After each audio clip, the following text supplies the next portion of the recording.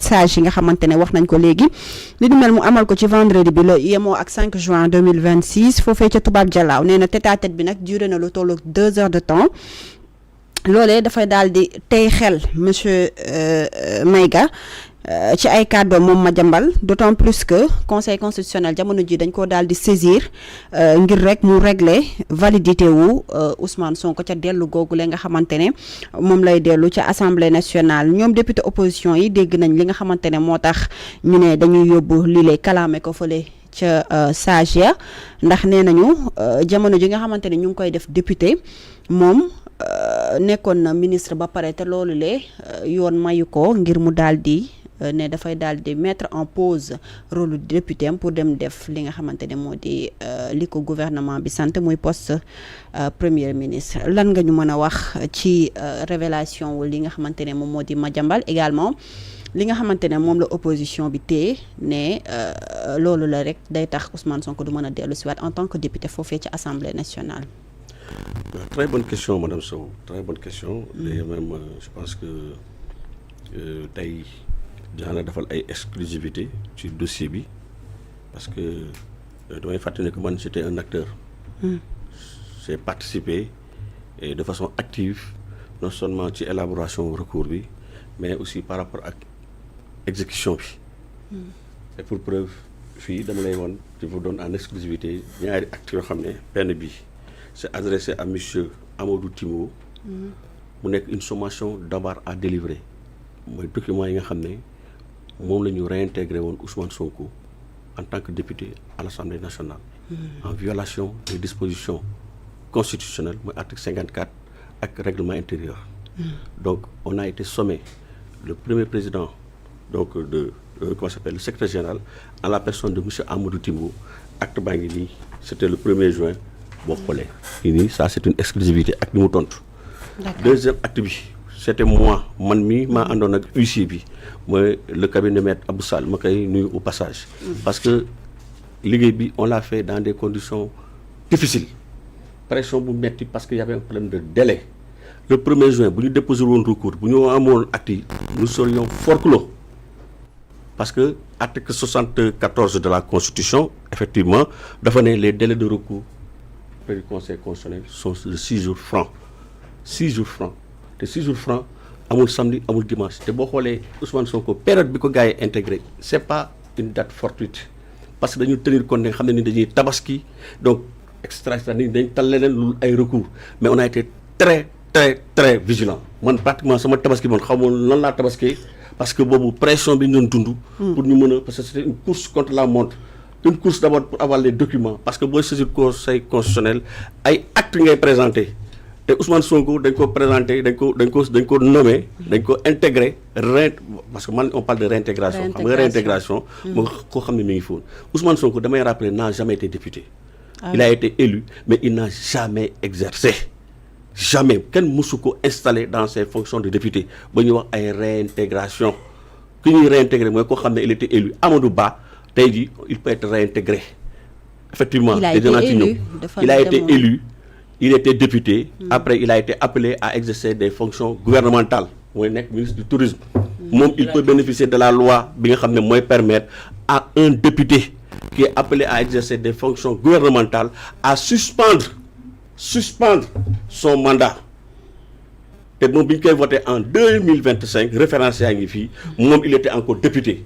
Donc le principe de l'immédiateté de la loi et du principe qui dit que la loi ne dispose que pour l'avenir et n'a point d'effet rétroactif moom mën nañ ko appliquer Amadou Ba tey jii comme que fali nañ ko au niveau du gouvernement moom am na possibilité ñoom ay nekkat député dañ moom la ñuy wax réintégration koo xam ne il était déjà député en fonction mais Ousmane Sonko le terme réintégration est inapproprié parce que Ousmane Sonko musul démissionner de ses fonctions de premier ministre depuis avril 2024 te loi bi dafa leer. Constitution dafa ne y a un problème d'incompatibilité nit ki mënoo nekk membre du gouvernement ba pare ngay am un mandat parlementaire moo tax bi ñu ko intégré parce que je ne parle pas de réintégration bi ñu ko intégré donc par le bureau de l'Assemblée nationale dañoo violer les textes donc moo tax on a requis un huissier de justice que moi j'ai accompagné ñoo ànd ba assemblée nationale dugg ci biir siège assemblée dans des conditions difficiles et je félicite au passage vraiment l'honorable député Tafsir Thioye vraiment kooku moom naanaan la parce que tey jii grâce à lui on a pu accéder dans l'hémicycle parce que gendarme bi sa gars yi ñoom dañoo téye woon ci buntu bi alors que on était des huissiers di bi yëpp def liggéeyam ñu ngi dugg ci ay formalités du ma ci dugg mais grâce à la pugnacité mais il a ça on avait mandat on avait les actes on avait tous les mandats mais gars yi ils vont plus imaginer yow nga ñëw assemblée nationale ñu ne damay dem secrétariat général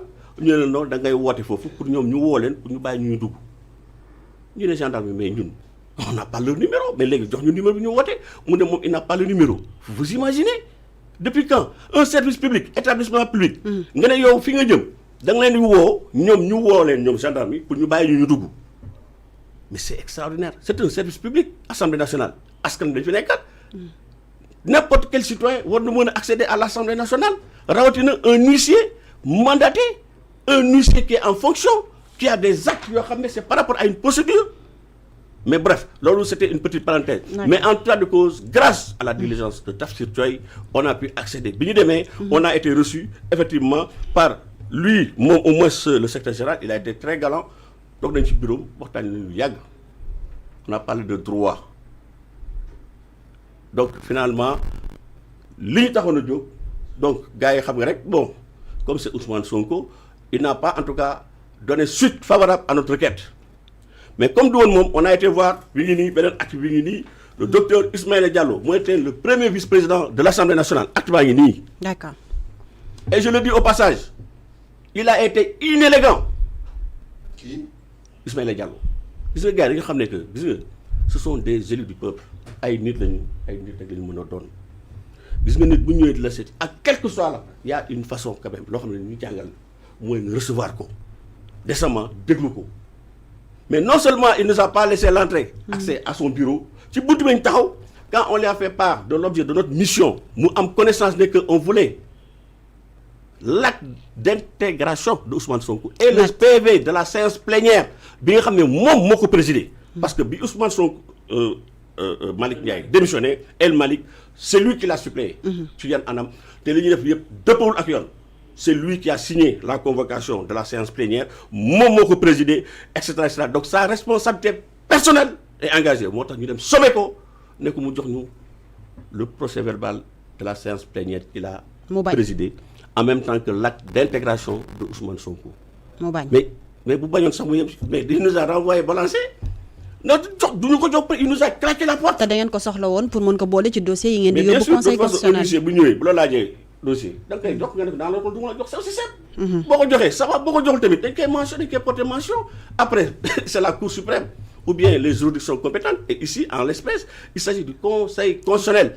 ñoo koy apprécié actes yi nga gis nii c'est dans le bureau du conseil constitutionnel pour vous dire moo tax man quand j'entends Ousmane Sonko mu naan woy affaire bi complot la man damay tombé du nu complot ñun tabaski wuñu sax man xamu sax nan la lekkee sama yàpp tabaski duy liggéey ak pression bu métti Tafsir Thioye ñoom Anta Ngom maître comment s'appelle les juristes de la République qui ne veulent pas se dévoiler aussi des publicistes qui sont ici ak Belgique Tafsir Thioye ñoom ñëpp ñu ne comment s'appelle l'honorable député Thierno Alassane Sall bi nga xam ne moo financé tous les frais de procédure de sa poche moo tax sax ñenn bu ñu naan mooy ñun kese la c'est un travail collectif boo xam ne lenn rek moo ñu nuy woon mooy ñu respecter les dispositions de la Constitution mooy l'article 54 et l'article 124 du règlement intérieur de l'Assemblée nationale sans parler du code électoral donc bu ñu nee ne dañuy complot man damay jaale code bi madame Sokone moo xam ne man comploteur laa man ku ma gis man. da nga bokk ci complot bi man un comploteur moi. Thierno Alassane Sall ñun de amul kenn ku nekk suñu ginnaaw personne que des gens des Sénégalais de bonne foi yi nga xam ne lenn rek moo leen intéressé mooy ñu jiital le respect de nos institutions et surtout la charte fondamentale bi nga xam ne mooy l'article 54 de la Constitution. moo ko wax. ba pare renvoyer pour la mise en application à une loi organique bi nga xam ne mooy règlement intérieur Assemblée nationale léegi pour en revenir à ça règlement intérieur Assemblée nationale bi ñu koy voté c'était en 2025 Ousmane Sonko il demandait à ce que ñu appliquer ko une loi bi nga xam ne c'est postérieur à sa lettre de démission ou bien de suspension, peu importe.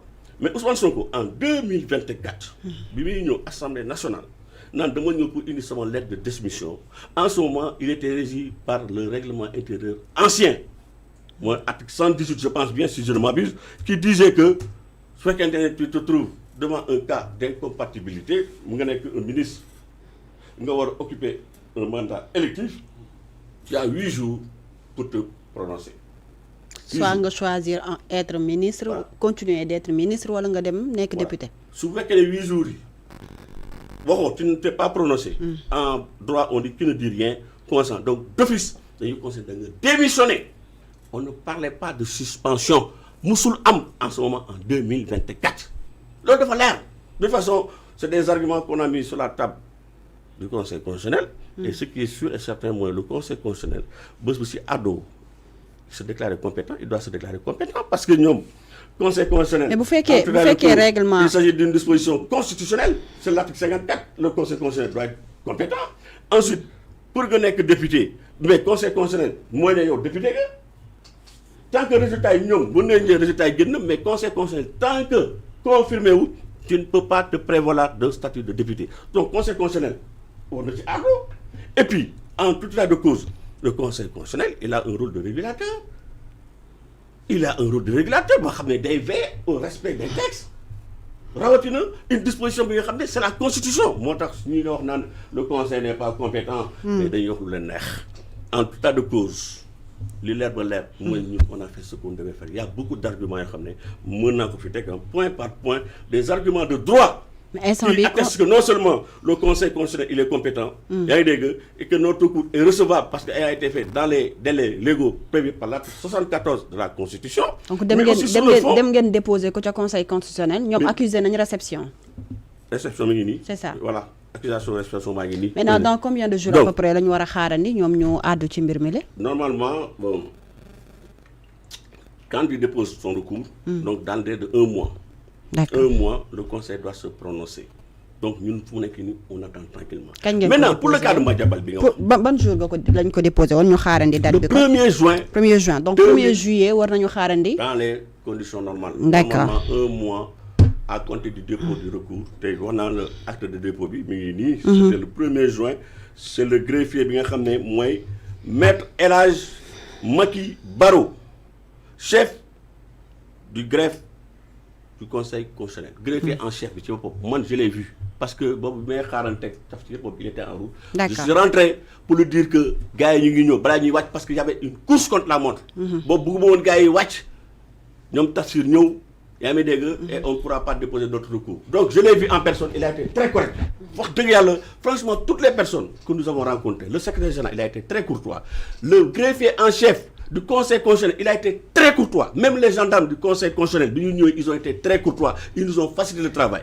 Mais Pastef moom man je ne sais pas pourquoi l'homme Pastef, pourquoi il ne respecte pas les institutions, pourquoi ñu naagu, pourquoi il ne respecte pas les gens. Docteur Diallo, je le dis ici haut et fort, il a été très incorrect à notre endroit. te loolu du cëram en tout état de cause on a pris acte de son comportement irrespectueux et on a fait part dans notre procès verbal bi nga xam ne on a déposé devant le Conseil constitutionnel ki nga xam ne sous peu il va statuer. D'accord, ñu ñëw ci Madiambal waa révélation yi bu fekkee li mu wax dëgg la. bi ma gisee te Madiambal du waxantu parce que effectivement j'ai vu quelque part où il a été dit que le vendredi 5 juin 2026 à Toubab Dialaw il y a eu un tête-à-tête d'une durée de 2 heures de temps entre Ousmane Sonko et le juge Cheikh Ndiaye bi nga xam ne day siéger au Conseil constitutionnel. Mais man mais loolu man ça me pose un problème. Non mais attendez. Mais yow il fait l'objet d'un recours Ousmane Sonko gars yi atteguñu moom lan lay def ba Toubab Dialaw di gis juge bi lan lañ fay waxtaanee. Mais non, il y a un problème. Non, il y a ce qu'on appelle un conflit d'intérêt. Le juge ne doit pas le recevoir. Non, c'est pas normal. Vous imaginez juge bi lay atte yow nga dem di ko gisi en catimini. Heureusement que Madiambal xaw ma fan may ay source bu fekkee ne li mu wax ni am na ce juge là dañ ko war a révoquer. Il doit faire l'objet d'une révocation parce que loolu c'est un droit boo xam ne tout justiciable mën na ko réclamer bu fekkee ne da ngay xool ne que juge bi lay atte yaa ngi dégg narul impartial maanaam dafa am ay liens de parenté peut-être avec la victime ki nga xam ne moom nga joteel. Wala tu soupçonnes que il sera impartial. narul atte mbir mi selon la loi parce que le juge il n'est soumis qu'à l'autorité de la loi. Tu peux demander yaa ngi dégg pour que ñu déchoir ko. C'est ce qu'on appelle, il y a une formulation à la droite, moi demander la réquisition, comment ça s'appelle, que le juge soit démis. De ses fonctions. Donc on demande que le juge soit démis parce que ce juge-là, il sera impartial. Donc ce juge-là, su fekkente ne Ousmane Sonko a été le rendre visite, ñu toog pendant 2 heures de temps. Pendant 2 heures de temps. Parce que lan la ñu fa mën a waxtaane bu dul recours bi ñuy dugal te ñun xam nañ li ñuy dugal c'est du solide. li ñuy dugal non dama ne c'est du solide c'est en béton. c'est tout bi ngi nii recours baa ngi nii il est là devant moi tous les éléments sont là. c'est que du droit. amul politique. Ousmane Sonko nag peut-être que il est dos au mur xamul nu muy def muy wax ay waxu complot et à chaque fois c'est comme ça. Chaque fois qu'il est dos au mur complot ba kon man de ma xam ne man je suis un comploteur lan lay seeti qu'est-ce qu'il a à voir avec ce juge là en tout cas les Sénégalais apprécieront en tout cas de cause ce juge là mooy Cheikh Ndiaye dañ ko war a déchoir ba xaar voilà il doit être déchu ba décision bi il doit être il y a une explication je vais vous donner tout à l'heure le fait que nga demander à ce que un juge bi nga xam ne tu soupçonnes que il est de mèche en tout cas avec la partie civile li nga xam ne moom nga amal tu peux demander à ce qu'il soit déchu parce que tout simplement tu présumes que il sera pas impartial donc ci àtte bi. D'accord merci beaucoup monsieur Diop ce commentaire par rapport ak li nga xamante ne moom la Madiambal daal dee wax kàddu yi mu yëkkati ci jamono ju nga xamante ne ñu ngi xaarandi conseil constitutionnel daal di àtte député opposition yi ak Ousmane Sonko fële ci assemblée nationale. waaw jërëjëf Mariama ci laaj bu am solo boobu.